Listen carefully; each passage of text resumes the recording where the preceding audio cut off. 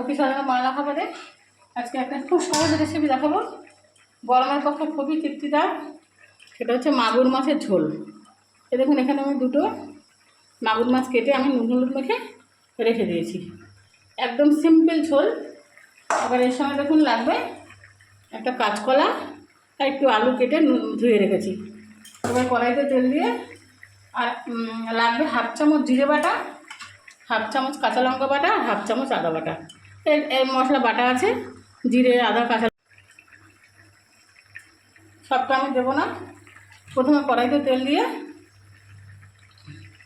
মাছটাকে ভেজে নেব।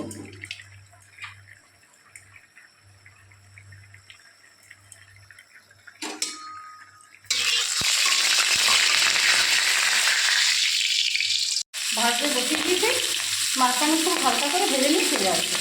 হালকা করে ভেজেছি, খুব কড়া করে ভাজিনি। এবার একটা কাপড় তুলে নিই। তেলের মধ্যে একটা শুকনো লঙ্কা তেজপাতা আর একটা কালো শুকনো লঙ্কা তেজপাতা একটু গোটা জিরে ফোড়ন দিয়ে নিয়ে কাঁচকলা আলুটাকে দিয়ে দেবো।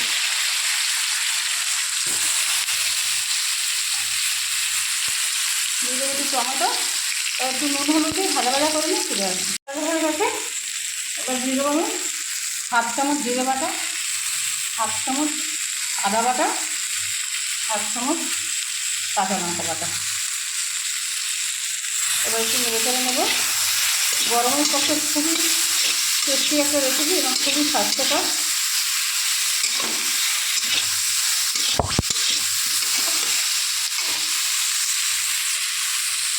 কষানো হয়ে গেছে, এবার জল দিয়ে দেবো।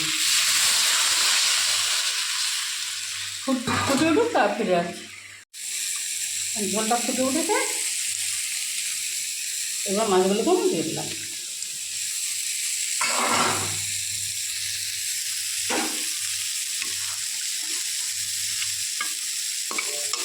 এবার একটু ফুটুক, তারপরে আমি ফিরে আসছি। আরও 5 মিনিট ফুটুক, তারপরে আমি ফিরে আসছি মাছটা দেওয়ার পরে। আর আপনারা যদি চান, আমি গরমে দেবো না। এই মাছের ঝোলটার আর একটা জিনিস, শুকনো খোলা ভিজে রাখা একটু ধনে জিরে এর মধ্যে বেটে দেবেন, নামানোর আগে সেটা দিয়ে দেবেন। কিন্তু আমি সেটা দেবো না, অতিরিক্ত গরম বলে আমি এভাবে পাতলা করেই করছি।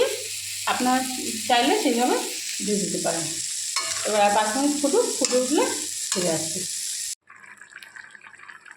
এরকম বন্ধুরা, এরকম পাতলা ঝোল থাকবে।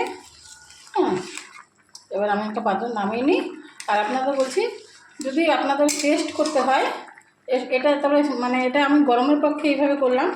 শুকনো খোলায় ভেজে রাখা জিরে, ধনে একটু হাফ চামচ আর একটু গরম মশলা বেটে দেবেন, দেখবেন অসাধারণ টেস্ট হবে। ভিডিওটি কেমন লাগলো কমেন্ট করে জানাবেন। ধন্যবাদ। দেখুন বন্ধুরা, আমি একটা পাত্রে নামিয়ে নিয়েছি। আপনারা কাঁচকলা দিয়ে এরকম মাগুর মাছের ঝোল করে খেয়ে দেখবেন, খুবই ভালো লাগবে। আর ভিডিও যদি ভালো লেগে থাকে একটু শেয়ার করে দেবেন। ধন্যবাদ।